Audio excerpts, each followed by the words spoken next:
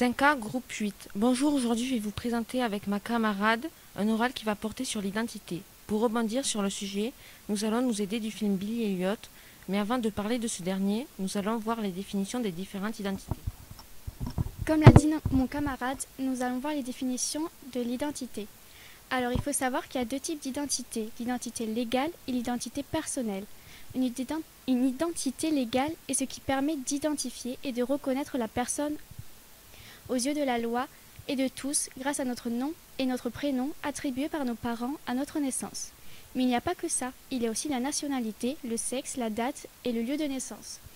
Il y a aussi l'identité personnelle. Alors l'identité personnelle est celle qui ne concerne que la personne en question.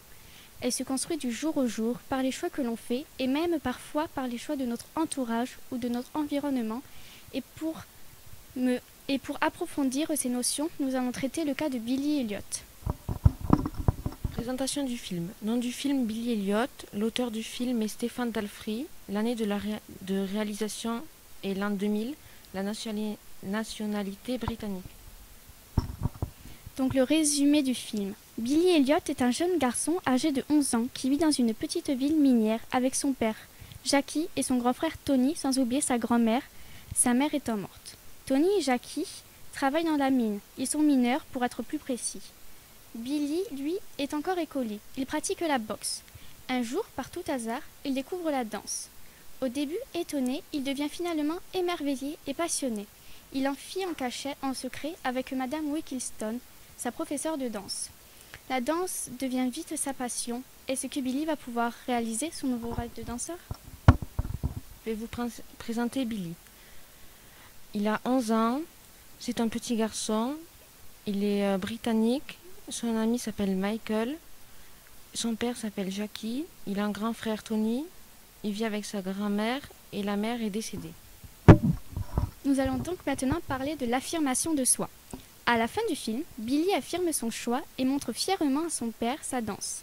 Et oui, le soir même de Noël, Billy montre à son père sa pratique et passion pour la danse. La rébellion pour Billy, c'est quand il danse devant son père après s'être fait prendre à enseigner quelques pas de danse à son meilleur ami le soir de Noël.